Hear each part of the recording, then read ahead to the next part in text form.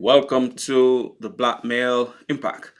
Today we have as guest Mr. Andre Allen. Mr. Allen, welcome to the Black Male Impact.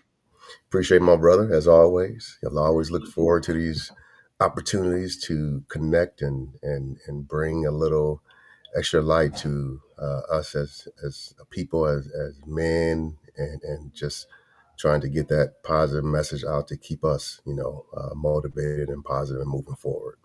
Man, it's always a pleasure. And yes, we have to, spread the light, empower each other because we are stronger together on this journey that we call life. And for those who are here with us, before we get even further in the conversation, I just want to ask you, please, to share this conversation with your network because I can guarantee you there will be things here that will be said here that will be beneficial to you. And if we want to make a difference, it's important that we share what we learn with others. For those who are here for the first time, my name is Richard A. Cross, Dr. Richard A. Cross, and I'm the founder of the Black Male Impact. Just to share a little bit with you about Andre Allen. He is the founder of Crossroad Moments. He's an entrepreneur.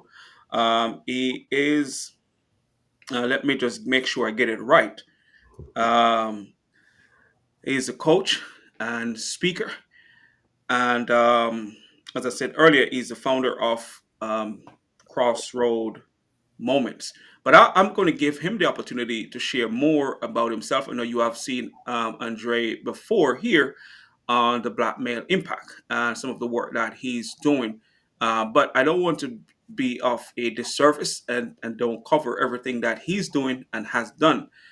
So I want to give him the opportunity to share. So, Mr. Allen, if you don't mind, please share more about yourself with the listeners before we get into the conversation today. I appreciate that, my brother. I am Andre Allen. I am a say implant from Ida Bena, Mississippi. Moved to Iowa when I was 12 years old, and been here for almost 40 years now. And so it's been quite the journey. Have three boys and married to Holly Sue, and it's been a great journey to be able to take and learn the things that I have done over this short-lived life, and with through sports, and I utilize sports in actuality to attain the knowledge that I have gained in this world. I've lived East Coast, West Coast. I've Canada, Europe, and London. Played in for the Philadelphia Eagles and the World League with the London Monarchs, Winnipeg, Montreal, and the CFL, and Iowa Nashville Arena Football. And so have utilized those opportunities to be able to grasp and be able to attain different things to be able to show and teach my kids, my three boys, and now my first granddaughter Shiloh. So I've been trying to ascertain as much knowledge as I can, not only about my past and my history, but also my family's past and history, where we come from. What is it that makes us unique?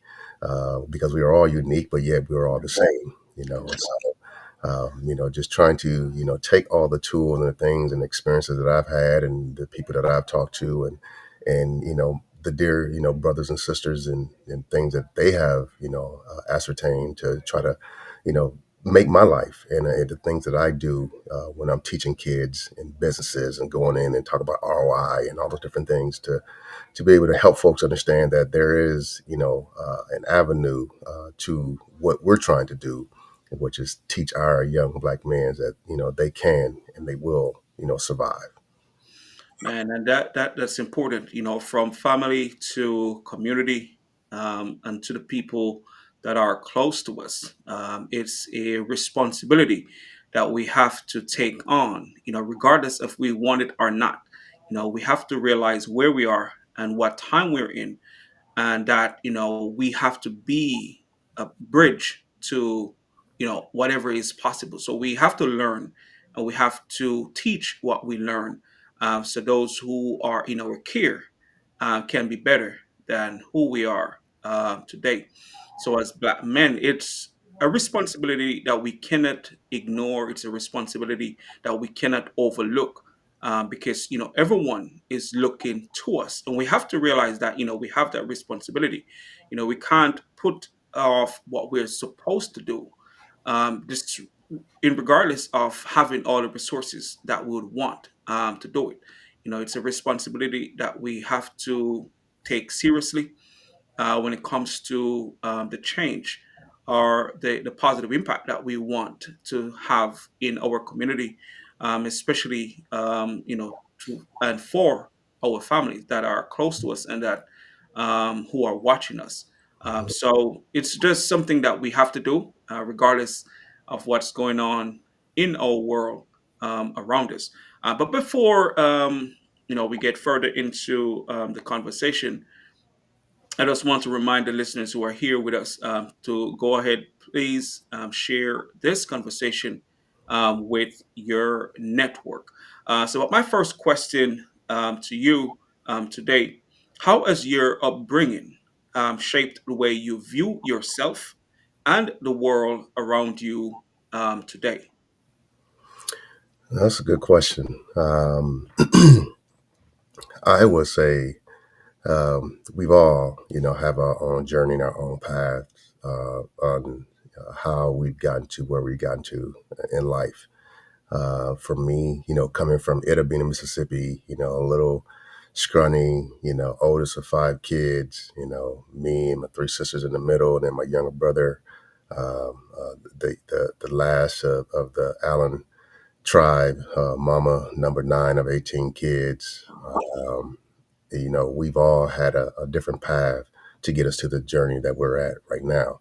Um, we, grew up in Mississippi in the backwoods. People ask where that's at. Itta, where's that at?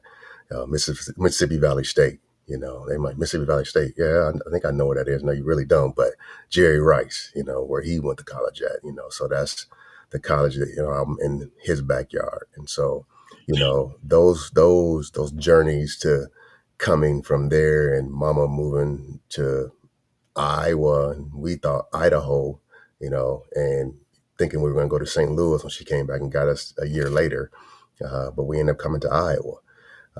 And that was probably one of the better moves that she has done to get us out of there so we can get here. But, it takes each individual as you grow and learn, because it's all about the environment that you're in and you're surrounded by. And so I came here and I started to get into sports.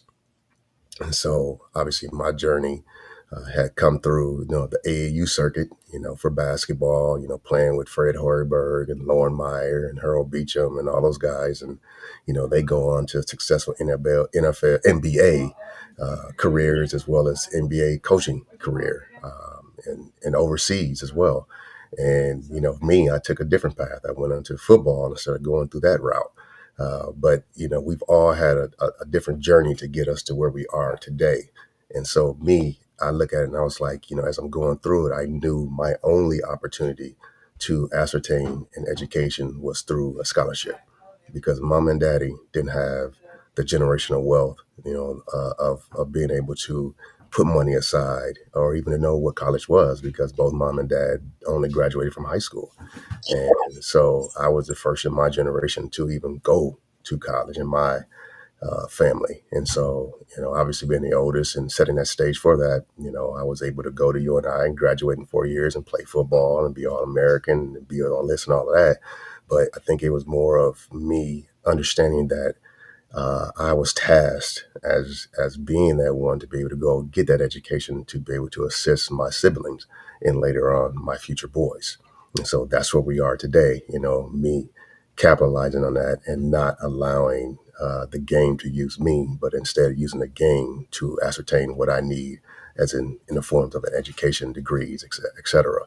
And so now I have, two BAs, MBA, umpteen different certifications, PMP, CSM, working with the IJAG, the Iowa working, and being able to assist, juniors and seniors in high school to be able to get jobs in America. And so giving them those tools that they need to be able to assist them to get the things done that they need to get done. And so it's just a continuation of me, learning not only about myself, but also the next generation of leaders that we have coming up in this world. Man, and that is important. As you talk about earlier parts of your journey, where you have seen that it was sports that would have given you the opportunity. So in that moment, when you realize that the only way you're going to get out, did you have any doubts that you would have made it, or you have made that decision, regardless of the limitations that you're going to use sports as an opportunity to get out? Oh, absolutely. There was a lot of doubts, a lot of fear. Okay. I think that's one of the things, the stigmas as us as Black males, for instance, we have to acknowledge and deal with is that stigma of fear, of self worth. We, I would call, we were indoctrinated to believe that we were less than, and not able to ascertain and do the things that our other counterparts were doing or are doing in this world. And so it's a retraining of our mind to be able to understand that we are good enough to be able to do whatever it is that we want to do. And so we want to make sure that it is you know uh, those tools and those attributes of being able to waterfall down to our next generation, so they'll be able to see us as Black men, strong Black men, that we're doing it and they're able to do the same thing as well. And that's important, because as the saying goes, it's easier to be what you see. And again, it's a responsibility that we have to take on. That, regardless of what's going on, we must be the example for them to see what is possible. We cannot allow them, and for some of us, we did see the example, we didn't have the example, but Mm. we have come to realize that, our parents, especially, they did the best they could with Right, what they have. right. And, we have to appreciate, although some of us only appreciate that later in life, to realize that, they really make the best use of the resources they have. And sometimes it's great for us because we develop resilience in those moments. We know what hard work is because of that. So we transfer those skills into other areas of our lives, as when we start taking those steps forward. So as you state, man, it's important that we set the example, regardless of our environment. And I just want to acknowledge Honorable Moore, Deidre Moore. Just say, just she's just saying that thank you for showing our youth what's possible. Just alluded to what you have said earlier. That we have to be the example for our young people, especially because they're coming behind us, and we should not leave to them what we can do to make their lives better. But my next question to you is, what societal expectations have you felt pressured by, and how have you overcome them? I think we have a lot of pressures as Black males. We don't get the opportunity to fail forward. Um, I don't feel, I don't think, and I don't see. We never get the opportunity to fail forward. So therefore, we always have to go in with a fine tuned comb, as I would like to call it, to ensure that we have all our ducks in a row, all our I's dotted and T's crossed. We have to make sure that we have all the experience, all the education, all this and all that to ensure that we meet the minimal criteria, yet alone to be able to fail at those opportunities and be able to get the second chance. And so we don't get many second chances. And so therefore, we have to do and know and have the expertise as we go into any opportunity, to anything that we're doing, to ensure that we are able to execute on any and everything, obstacle that comes our way. And so we are that type of people that we are fault tolerant. I like to say, we've been through any obstacle, anything in this world that can actually throw at us. We are kings, and we are not taught a lot of those things at a young age, that we are kings. And so, therefore, I try to instill and ensure that, not only my three boys, but all the young men, black men, especially black and brown, to understand that you are a king. You tell yourself that every day. You look in the mirror, you wake up and understand that you have a purpose on this earth. And you are not inferior. You are not less than. You are a king, and you have a lot to offer this world. And so, not only as a man, but as a father, as a sister, as a sibling, a brother, you are there to instill greatness into this world. And so, therefore, when we instill, and we know, when we wake up in the morning, be able to tell ourselves that we are important, we have a purpose on this earth. I don't think that there's anything that can stop us. I mean, you can look at our current, political world. They don't want us to be in those positions of power and control, because Right. they know we know what we're doing. It's not no DEI. It's not no critical race theory. We're critical thinkers. Correct. We are leaders. We are kings, and we're able to execute on any obstacle and anything that's in our way. And so, therefore, that's what we have to ensure to instill that confidence in our young black men every single day, that they are kings. But as you talk about, and that we are enough, and we need to know that we are enough, and we are capable. Those are things that we have heard, but it seems as if every time we move forward, the goalpost is moved further away. Absolutely. And sometimes you have to look at it as, what, they may know something about us that we tend not to really give into that greatness. Hmm. Because if we can overcome all those obstacles, and it's not just today, we have been providing solutions even before we have access to certain things. So it's like we can see how to solve problems. So even though when it talks about the societal expectations, we expect greatness from us, Hmm. but the challenges are there every step of the way. Yet we overcome those challenges, so we can be here. And as you talk about, the pressure that we feel, Hmm. Hmm. how would you encourage a young man, listening, or just men on a whole, listening? As you said, just say to yourself that you're enough, and remind yourself that you're enough. But even though they may do that, they still don't feel as if they are enough. Hmm. What would you say? I, I can connect and relate to that, because growing up, we're as black men, we're not taught to show emotions, to show vulnerabilities, to show perceived weakness.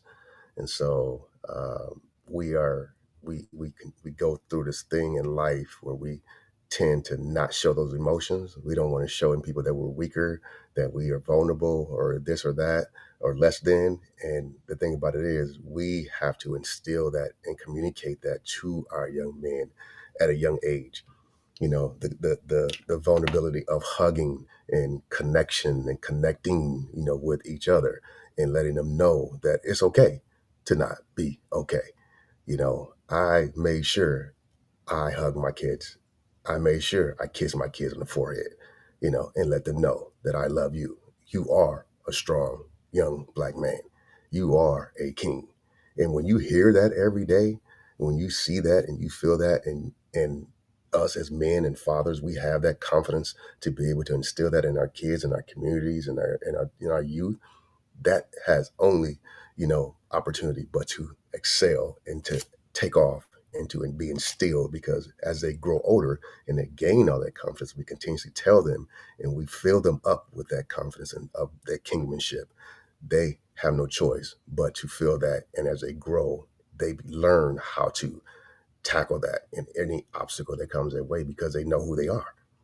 You Well, know. as you make that statement, I think that is important. So it's more than just telling ourselves, but to be around people that validates who we are, and I think that is important. That we find ourselves around people that will believe in us and that will remind us that we are, great. We are kings. We are enough, and I Mhm. think that's a very important reminder. But I just want to acknowledge just um, a few people here, and I'm just going to go at one of the quotes. I think you have made a point earlier about mentoring the next generation and supporting young people. I just want to acknowledge Dr. Thomas, but I think this right here is important when we talk about us moving forward or move the goalposts. It's not just that society moves it. We have to get in the mindset of supporting each other, because if we're not supporting each other, it makes the journey a bit more challenging. Mhm. Because one thing that I've learned, especially studying sociology, is that the world is watching us, and we are a part of creating the culture. The culture is there, but we have to understand that we can participate in creating the culture. So if we have been conditioned not to support each other, I think what we should do is support each other. That counter, the societal conditioning, Mhm. of who we are. And it goes back to, that our expectation, first it's on us, and Mhm. then, we find where the like-minded people are, and, support them or support each other so we can make the difference that needs to happen. But you look at the world, okay? You look at each nationality grouping of people, as they call it.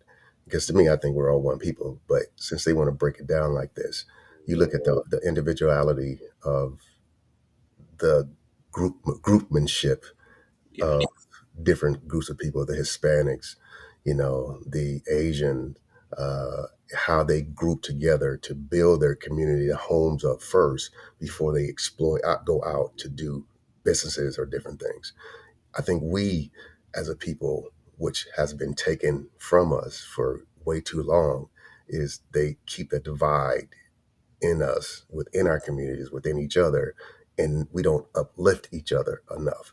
And I think things like this, communities like this, messages like this, is we're working to bring that divide back together closer to be able to help to be able to strong, because with a weak foundation, it's not going to be sustainable, you know, Right. because you can have, up 10,000 businesses in a community, of us as Black people. But if we don't support each other, those businesses don't grow. But if you look at those other nationalities of people, they come and bring their business into our communities and build successful businesses and then go out. We spend, I think there was uh, it was something on social media that I seen about each nationality of people, about how much money each group spends, or how we get our check and how we hold onto our checks within our communities and spend within our Oh, communities. yeah, yeah. When we have that amount of money, we as a Black people, we get our money and we quickly go outside of that and spend our money. You know, we some within our subconscious, we need to get back to being able to help and assist and uplifting and building each other within our own communities, build those up, build that foundation so we go out and make it a bigger thing, splash across the world. Well, you know what? And I think why we may support others over ourselves is like we value what others are doing, even though we're doing the same thing. So they would buy something from somewhere else, even though, you know, we are doing the same thing. As one of the comments here that says divided and conquer. But um, if we are providing a service, right? Hmm. And it's the same service. Sometimes the black person service may not be valued as much as the other race.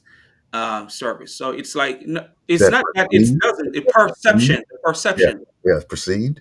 yeah, perceive Hmm. value, Hmm. of the black person, even though they may be doing or could do much better. Because again, if we look back in history, a lot of the solutions and the innovations, Have come from came who? from us. From us. Yes, so we are capable, but I think we have been conditioned not to think we are capable, and that's why sometimes I believe we go elsewhere for the same service, not realizing that, man, we can actually do the things that will make a difference, and we have to realize that we have the capability to make those difference. When you look at inventions in this world, you look at creations in this world, who has done most of those creations and inventions? Black people, Yeah, black and brown people. The list goes on and on. The history is there. Black Wall Street. You look at all the things that we have done, which is now, the stock market in New York City. You know, that comes from Tulsa, Oklahoma. You know, I mean, so the things that have been done and created have come through us. correct. So once we learn and understand who we are as a people and what we bring to the table, our value, and how we need to come together and utilize that nucleus of brain power that we have, we're unstoppable. Oh yeah, man, I believe that wholeheartedly. But I want to acknowledge what Dr. Worley states right here, because it goes back to what we just said earlier. We don't create relationships and trust within our own communities. I think that is important.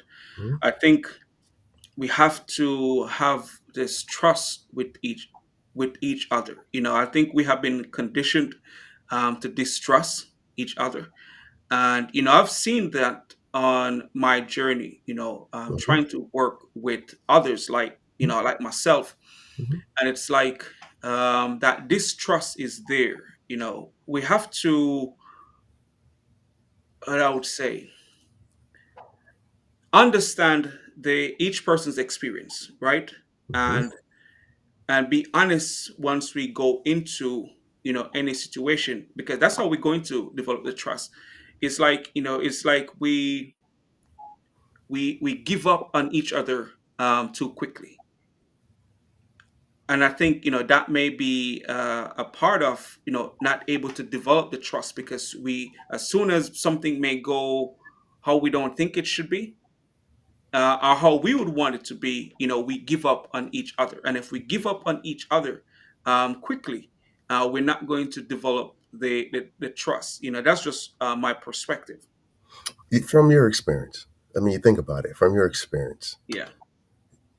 from where you come from to coming to the state schools, to your journey now being a doctor, and all of the black males through the black male impact that you have come in connection with and you have seen. I mean, what within that community, what have you seen? You know and I'm sure you have learned and grasped all the different things that we bring to the table as black men, how you didn't realize there were that many doctors or Yeah. educated, males out there, or this different business out there, male and female, you know, Correct. you know, what has that brought to the table for you to be able to spread that message and see those different people and things to be able to bring back to the black male impact? How has that impacted you in the community? Well, to be honest with you, I've gained a lot of knowledge and insights, Hmm. and I've seen black men who have accomplished so much that I didn't even know, just by looking. I didn't know, and especially from the doctor perspective. When I started even my journey, I didn't know there were so many, Hmm. doctors who are in positions of leadership, Hmm. that they were out there doing the work, but I was not aware of that. And I know a lot more young people, growing up, starting their journey, they are not aware, Hmm. because if we don't go and search, because it's not always in front of us. And that's why it's important that we have these conversations. That's why we important it's important that we acknowledge what each black person, especially black males, because sometimes we are not shown the greatness within our community, because a lot of times we what we see on our TV are the negative things that black men especially are doing, the labels, the the stereotypes, Mhm. but not the greatness, not the accomplishments. So yes, I've learned a lot, from having these conversations. Some of the things that we are doing and the things that we have accomplished will change my perspective of what is possible when it comes to us. It's just that we need to come together and realize that we have the resources to make the difference, and don't get discouraged when things don't happen when we think it should happen. It's like we start the journey, we know that it's possible, but because it doesn't happen on a certain time, Mhm. we stop. And we have to realize that it may take a little bit longer to have the change that we want. But it's important that we work together as black men to make those changes and know that we're going to have opposition. Mhm. But once we experience opposition, that in itself should show us that, what, maybe we're doing something right. Mhm. Maybe we are doing something that's going to change the how we are seen in the world. Mhm. And if we can push through those oppositions, then we'll make steps forward. But every time we experience those oppositions and we stop, we always have to keep starting over. It's like we don't move forward, because every time we have those our oppositions, we stop, not realizing those oppositions are showing us that we are doing something right. But But go ahead. those oppositions amongst each other Yeah. needs to stop. Correct, correct, correct. Yeah.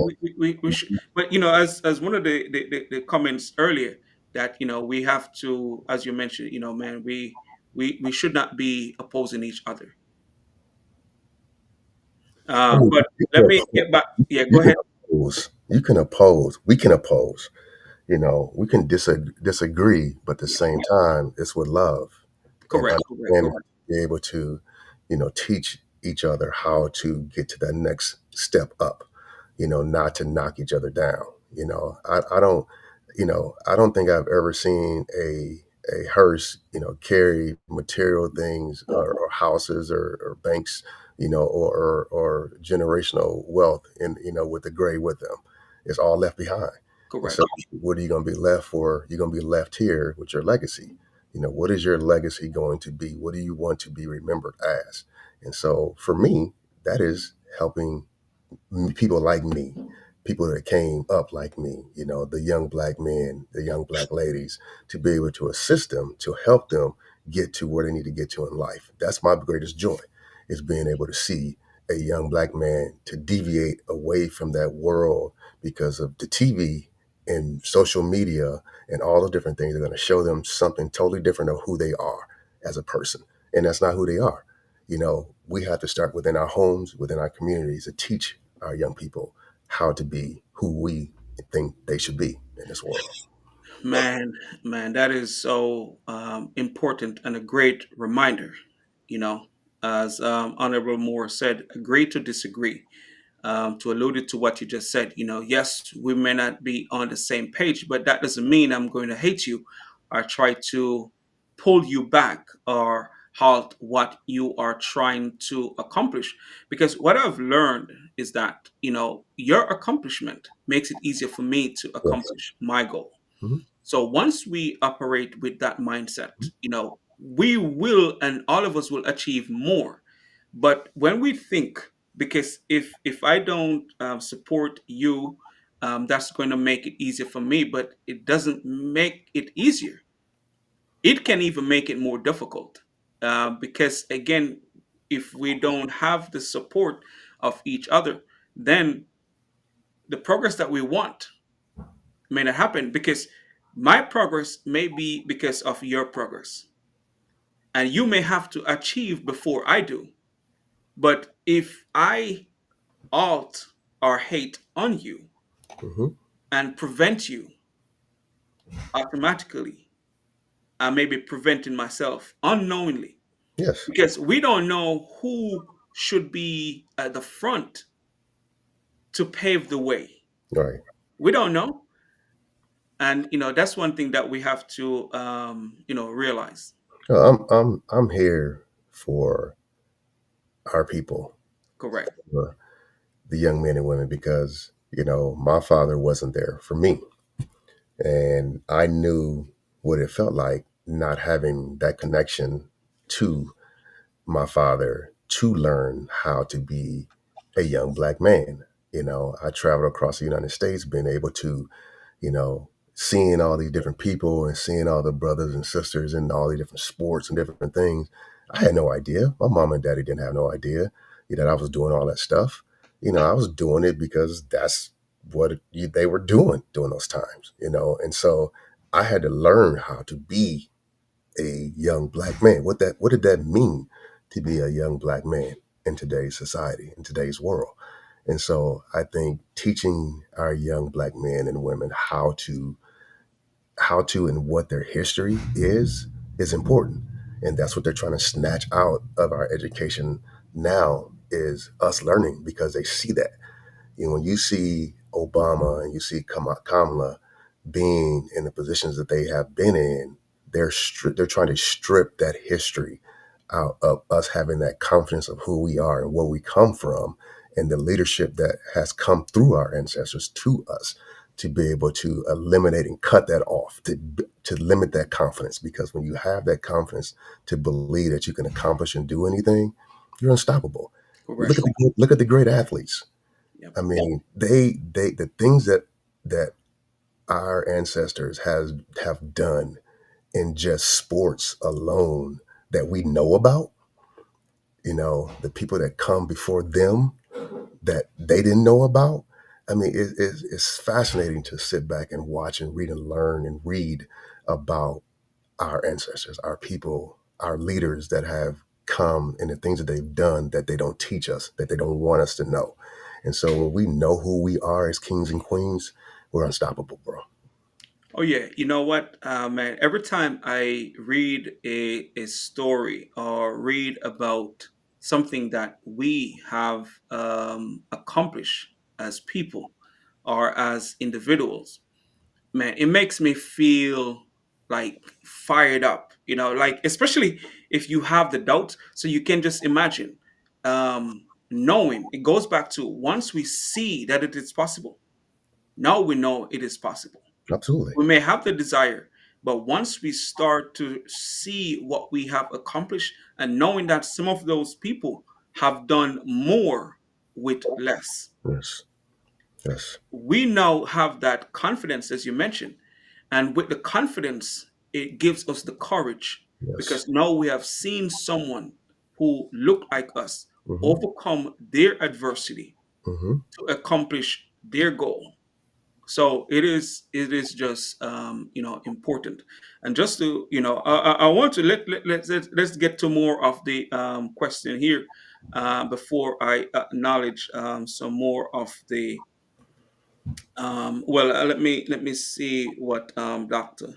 August saying right here. Dear big brothers and sisters, we all must work on global Black history, heritage, and educational strategies, Pan Africanism, and its importance. Once we do this, trust me, we can make a difference. Yeah. We have to realize that any change that's going to be beneficial to us, it needs to be done by us, and we have to just know that there are some things that we cannot really depend on others to do because if that was going to happen, it would have already happened. Absolutely.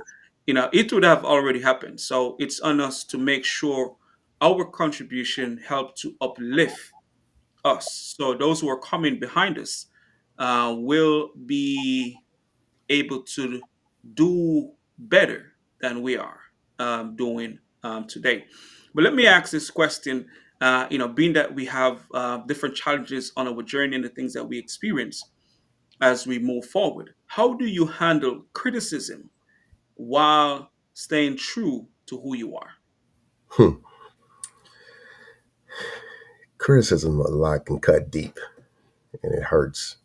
You know, that old saying back when grandmama and grandpa, sticks and stones may break bones, but words, will never hurt me. That's not true. Criticism, hurts deep because if you're not confident in who you are and what you stand for and your purpose, it'll break you down. It'll tear you up. It'll eat you alive. Correct. And I tell, a lot of the young men when I do speaking engagements, about the NFL, it stands for not for long. Because the thing about it is, that's like a slave market when they start pulling and tugging, you're measuring you and making sure you that good size, person. I would say certain things, but I'm not going to say them here. But it reminds me of all of that, and so the criticism is going to be there, but constructive criticism, we all need to accept, especially with each other. Right. I love, pulling young men and young women aside and giving them encouragement and feedback, that are working in the working world and to this corporate world and this capitalistic society that we live in, and how to move and step and do things that are in a productive way to not only assist them to do what they want to do in this life, but also to assist the next person coming up behind them, the next leaders and the next generation that we should be pulling up. Oh yeah. We have to be able to, as I said, take the criticism and realize that, for us to be better, and sometimes don't take it personal when it comes to criticism, but it's on us. But I think I've missed some of what you just said because I was paying attention over here to that comment. But if you could go back to just highlight what you said about how we handle criticism. I know you said the sticks and stones don't break our bones and stuff like that. You know, that's something that we have to really practice because people Hmm. are going to have opinions. People are Hmm. going to have something to say. But what they say, if it is true, we make those changes. If it's not, we ignore it and move forward. And I know you said when you're talking, sharing your journey with the young men, through football and stuff like that. But when you share your journey and your experience and what you had to overcome, how the young men respond to you? Well, it's the whole critique and the criticism because in sports you're going to get critiqued all the time. You know, you're doing something, you're entertaining people, and so they're always going to have a critique. The couch potatoes, I like to call them. But Okay, how I became good at the game of football was I utilized that critique and criticism to fuel my mission to be better at the game, to be better at life, to be better out in the communities, to be better in business. That drive to be better and do better. If you know better, you do better. correct, And correct, so therefore, you utilize and you take that criticism, that positive critique or negative critique to fuel that energy to be a better human, to be a better man, to be a better husband, to be a better friend, to be a better business person. All of that critique, you package that in a productive way to make your life more constructive so you can be a better citizen in this world. So your legacy when you leave this earth, will be of remembrance, because you did something positive, not only for yourself, but correct. for the greater good. Man, that is true. And just going to let Honorable Moore knows that we're going to be looking forward to the book From Me to You, The Power of Storytelling and Its Inherent Generational Wealth. So I think we have a copy of the book to receive from Deidre Moore. I Uh, would love that. I love that. I like to always educate myself because that's one thing as a young black man coming from growing up, I wasn't very fond of reading. Correct. And or I learned very quickly in my reading collection now to learn. One of these is Oh yeah. you know I I constantly look forward to additional knowledge base to educate not only myself, but able to share that with the masses in the community that we have, to be able to assist each other in better understanding of what that history is, and what we come from, and how do we make ourselves better, a better people. Oh yeah, man. Reading is like, it is so important, because even some of our experiences, once you read certain books, you realize that your experience is not new, Hmm. and how they have overcome their experience. You too can apply it, and sometimes it gives you perspective, Hmm. um, you know, to navigate your own journey. Because I've read in books where that book may be older than me, Hmm. and some of the things that that person experienced, I'm experiencing it today, and how they deal with that challenge or situation. I can now apply those same lessons, and how I deal with what I'm going through. So reading is fundamental, as they would say. It's important that we gain the knowledge from others, so we can be better prepared as we go forward. It's But not. I'm going to, yeah, go It's ahead. not. It's not reinventing the wheel. Correct, correct, correct, It's correct, just greasing it, fine tuning it, getting the oil change or whatever it may be, and learning how to use the information that's already been there. correct. We have all of us. This technology has provided us in our generation the opportunity to be able to access each other, to be able to learn from each other, and Correct. depend upon each other to be able to build those building blocks that we need to make ourselves, better people and better, successful business people. Man, that is so true. And I know I just want to let me get to the next question, because I have a lot more questions, that I need to ask, but I don't know if I'm going to get to all of them. But in what ways has socialization influenced how you approach adversity? I know you talk about your early childhood. I know you talk about your experience as an athlete, but how has your socialization helped you to approach adversity? Um, my goodness, yeah, it's opened up me being more. I'm able to socialize more. I think before I, learned, the understood what the socialization and being vulnerable was. I was more of a closed up, hold all my pain inside, not show any weakness, not be vulnerable to anyone. No one knew who Andre Allen was because Andre Allen didn't speak. We held everything in. And so, therefore, when you have communities and people that you can trust in to be able to open up and be who you are and be able to express yourself and relieve that stress off of your chest, off of your heart, I think you're able to be able to accomplish and do more because you become more vulnerable.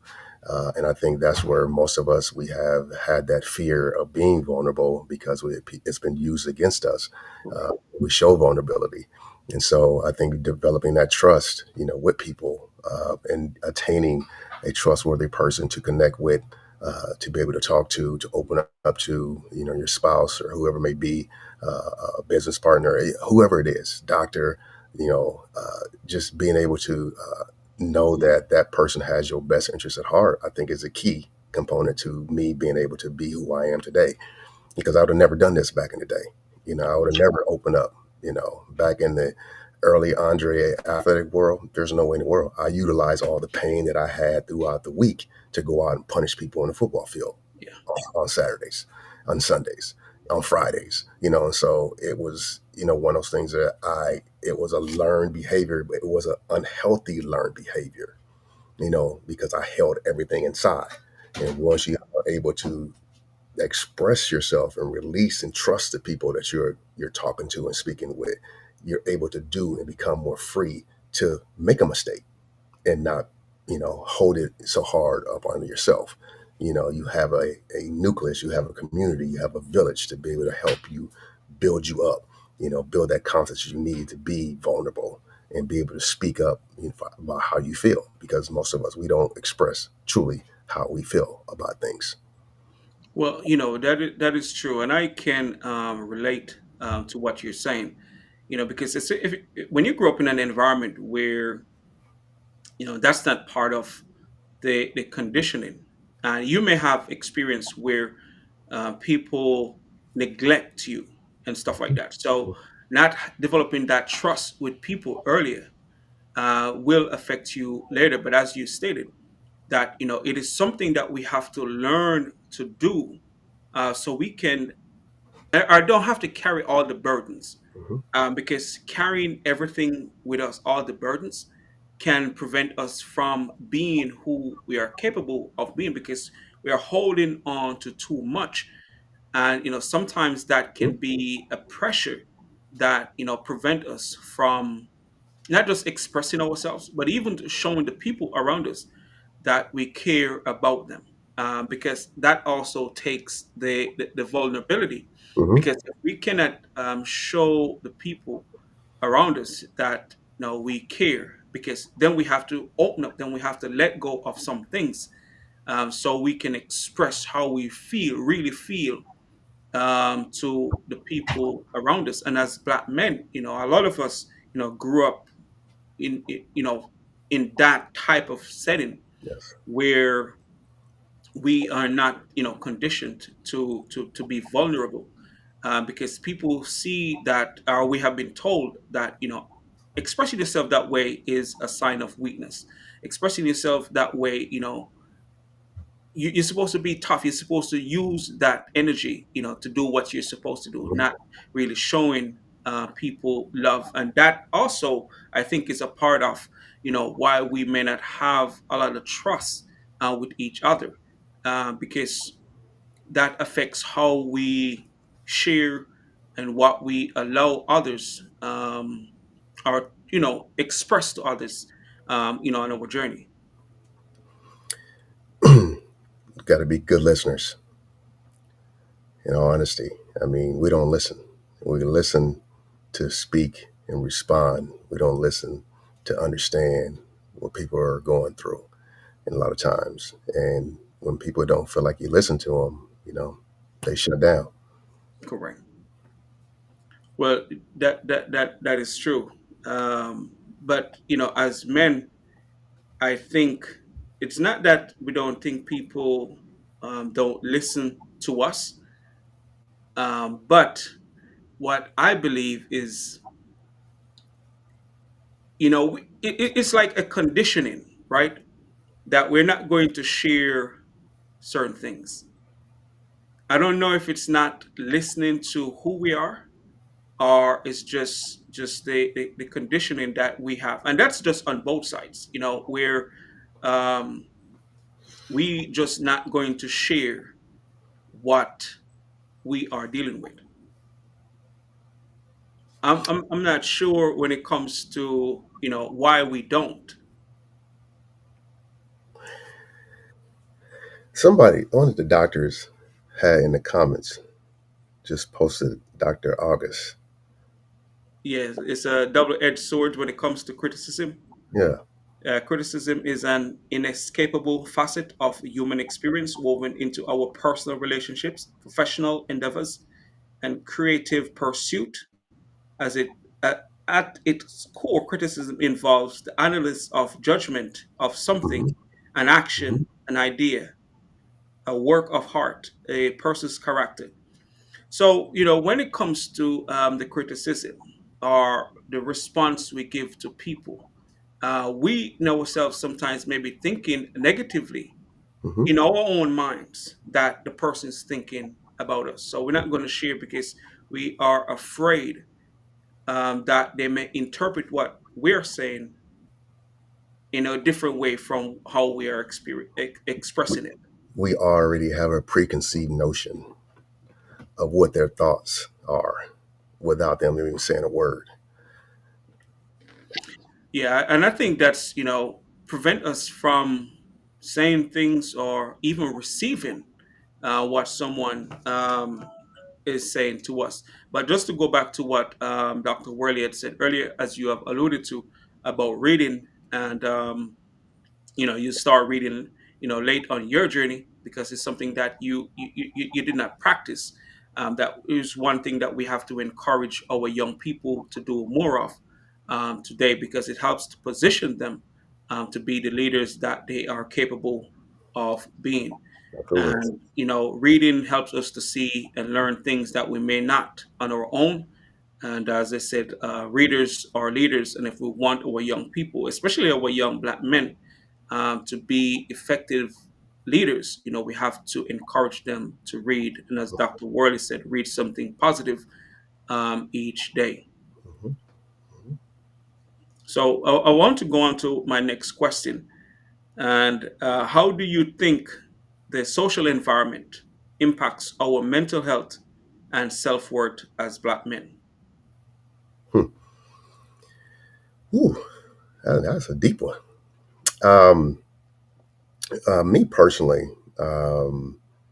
you look at when you constantly look at the classrooms, you look at TV, you look at movies, music, uh, police force, DOJ, you look at all those different things, businesses, and you look at the impact that all of that debate has had on us as black male. It messes with your psychological. It's a battlefield constantly in your brain. Was what we think of before anything you know, goes awry. We think already in our mind that it's not there because we don't have that validation, that positive validation of who we are as a person before we even remotely could be thinking about what other people think about us. We already have that preconceived notion in our minds negatively before we even get there. Does that make sense? Well, yeah, you're right. Because if we don't think we are valued, it's Mm-hmm. going to affect our self worth. And those negative thoughts will affect our mental health. So it's go back to what you have said earlier. With when you talk to your sons, you validate them, you affirm them, Mm-hmm. you help them to believe who they are. So when they go into the world, despite what the world may say to them, they already know who they are. Mm-hmm. So, but for those who may not grow up in an environment as that, will internalize the negativity that is shared about who they are. And even before they engage, they start to think that, these people are not going to love me. These people are not going to think I'm worthy. These people are not going to think that I'm enough. And that's why some of us as black men, we go into spaces, Mm-hmm. even though we are qualified, we have this imposter Yes. syndrome, don't Yes. think that we should be Yes. in those spaces, even though we have done the work, we have put in enough effort to accomplish it. But when we get there, we don't feel as if we are worthy of being there. And it goes back to that mental health piece and that self worth. We're thinking constantly that we are not valued, and again, it's just going to affect just everything about who we are, because the thoughts affects our action and how we show up. Absolutely. And in all honesty, I have been there. Being in the IT world, and being a program project manager, I've always, because in those C suites, there's not a lot of people that look like me, Correct. and so therefore I understand that vulnerability, that anxiety, that angst that us black men have or black women have in those C suites when we get there, because it's not many people look like us, because the Correct. anxiety of the fear of failure. I know my skill sets, but yet I don't see many folks in those positions of teaching or leadership or mentorship in those C suite levels to teach me how to be or execute in those roles. So the anxiety is higher in those roles because you don't know what you don't know. Well, that is true. And as you said that, I don't remember who I was talking to, that what they got into a they start a position, and they started to look for mentorship. They realized that they had a black male as a vice president, and they decided that they want that person to be their mentors, and they upfront told them that no, your job, not like literally, but like you're supposed to stay where you are, which is crazy to me, because I think if I'm in an organization, the organization should want me to be at my best so I Mhm. can contribute at my best. So if I want mentorship, it's like I'm just there Mhm. as a number, Mhm. not someone who's supposed to contribute Absolutely. to make a tremendous impact Mhm. to the organization. And I believe wholeheartedly that no organization can do its best without everyone doing their best. Absolutely. So it should be, I just sometimes don't know. But to go back to what you said, man, if we don't get the opportunity to be our best, and we're Mhm. not coached to be our best, sometimes those internal dialogue, will be negative, and it in turn affect how we feel about ourselves and affect our mental health. But I know we're on top of the hour, but I want to ask maybe two more questions before Okay. we leave today. So the question that I want to ask is, how do you build community with other men, and why is that important? It's vital for me to build community with fellow Black men and Black females, young and old, because I feel like that learning from the old generation and learning to teach the new generation, it only makes me a better person to provide services Correct. that we need as a people, the manhood and the village. I just, it's essential that we connect, we communicate on all levels, mental, physically, emotionally, um, understanding our health, understanding that, getting to the gym, diabetes, things that they throw at us as Black men, prostate cancer, I'm on a bunch of different boards of prostate cancer, getting the message out there, helping Black men understand that it's just a blood test now. you Mhm. know you don't need to do the invasive things anymore. Okay, let's get this done early. Let's get the blood test. Let's get our health. Let's do our physicals. Let's get to the gym. Let's eat better. Cut out the fats. Cut the pop out. All of the, I mean, so many different things business wise. When we connect on a higher level, spiritual level, etc. We're so much better as a people, in our homes, as husbands, as teachers, as educators, as business people. We're better humans by being able to do that and connecting with each other on a daily basis. And that's my goal, is to on the continuum, to reach out people who are smarter than me.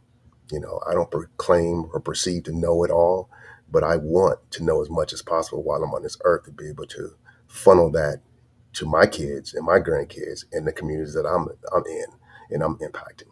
And so my that's my hope on a daily basis. Oh, you mean connecting with each other? We will learn something from each person we connect with, Mhm. and and we have to approach everyone with an open mind. As you said, we should not approach each other as if we already know everything, because you'll be surprised, the person that you learn from. Mhm.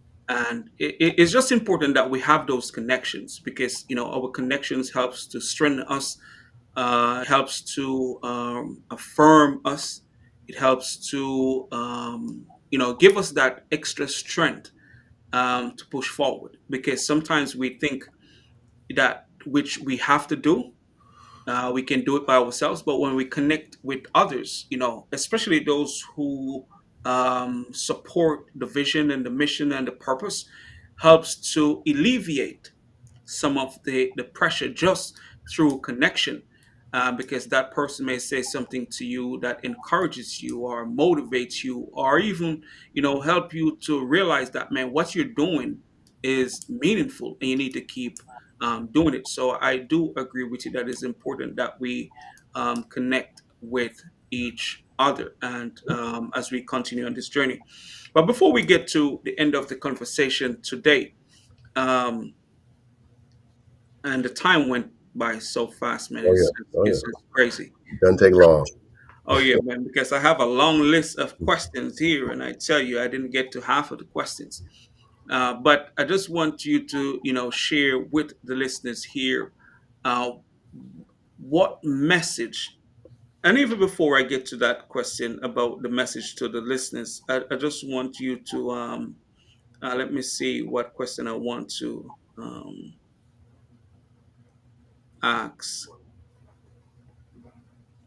And I want that book too, by the way, the Oh yes. doctor is talking about. Oh yeah, yeah. We're gonna make sure you get it. Make sure you get it. We're gonna follow up with Honorable Moore. But before we go though, Mhm. what message would you share with the young men especially, or just anyone here that's listening, Mhm. that you believe that we should apply to ourselves, to our lives, to what we're doing, so we can make a difference as we go forward?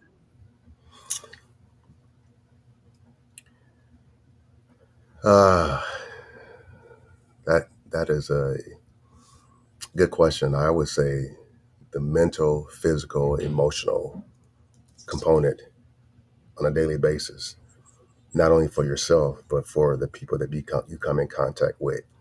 Uh, I look at it as a good energy, that good energy on a daily basis. There are people that we have, or nucleuses, there's spirituality that we follow. There's physical things that we do, that we gain, that I do on a daily basis at 4:15 a.m. every morning. Wow. Then I get up and I mentally prepare myself spiritually to face my day. So I do that. Then I do my physical component after that to prepare myself for that day. And then that emotional piece on the outside world, the work that has to be done on a daily basis, our purpose that we have. And we all have a purpose on this earth. And so, therefore, when we know that purpose, we know who we are, and we are confident in that, and we have people influencing us on a positive level on a daily basis, I think can only make each and every one of us better human beings, better men, better black men and women in this world. And so I think connecting with one another on a higher level, to build each other up, not tear each other down, is only going to make us a better people and a better society. Yeah, and as you state, how we start our day matter, and to get, as you mentioned, that physical, Mhm, mental, and emotional and mhm, spiritual piece mhm, really put us in a position to get the most out of life.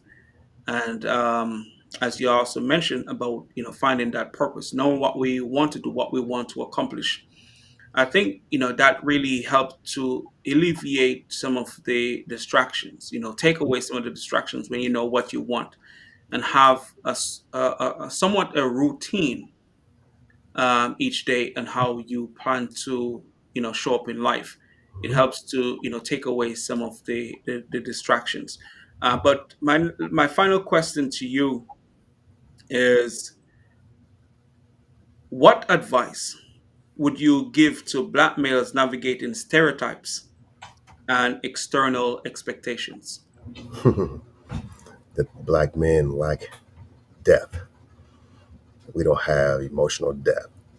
I think that, to me, um, it challenges me to show the empathy towards each other, because we all have um, that deep hunger to be seen and heard, and we've been knocked down for so long. And I think each having that empathy with each other and that understanding, and being able to build those building blocks with each other, not against each other, it can only help us as a community and as men. Man, and that is so important. The deep hunger to be seen and heard. and not getting that, can really have an impact on our mental Hmm. and how we perceive ourselves. Hmm. And that self perception can really determine, how we show up. Hmm. Because if I don't feel as if I'm seen or heard, it can be or lead to us acting, you know, in ways that are not beneficial to ourselves Hmm. and our community. And that's why, I was marking one of my student paper on deviant behavior, which is a social construct. Hmm. So it goes back to, be seen and heard. Sometimes they just want to be seen. But as you said, once we get that understanding, it makes it easier to deal with our being empathetic Hmm. to those who we come in contact with, because maybe, just maybe, the reason why they're acting the way they are is because no one have seen them, no one have heard them, despite what they do. No Absolutely. one acknowledges who Absolutely. they are. Absolutely. And man, it is so important. So I'm really glad that you mentioned that, because that is something that we have to do, and it's part of our responsibility to help our young people to understand Hmm. that they may not have to act that way, but to be empathetic in a way that because we understand that that may be the reason Yeah. they act the way they do. All right. And that is important, man. And as we come to the end of today's conversation, man, it's always a pleasure, Always, brother. to have you here on the Black Male Impact. Thanks for your insights. Thanks for your commitment, and also thanks for your support as we continue on this journey to make a difference. And for the listeners who are here with us and those who have engaged with us, I know I did not get to all the comments, and maybe that's why we didn't get to all the questions. But I just want to say thanks to those who have participated with us today, engaged in the conversation. I just want to say thank you. And again, I want to say, also, brother, I want to say thank you for this platform, for us to be able to engage Black men from all across the world, yes, sir. to connect with, to understand. And you're doing good work, brother. Keep it up. Blessings to you, and whatever endeavors that this goes to next. I know only great things are going to come out of this. For you and us as a men as a whole. So you're building a brick on that foundation to what we need to be successful in this world. Man, I do appreciate it, and I do receive it. I have a vision of where it will go, but it's just a matter of time. Once I keep walking forward, it will happen. And Hmm. this is not about me; it's about us and what we need to do and what we can accomplish. So, man, I do receive it, and I just keep making those steps forward. And again, just to the listeners, I just want to say thank you. And the Black Male Impact is where positive changes are inspired. We always bring guests that we believe we all can learn from as we continue on this journey. Thank you for being here with us.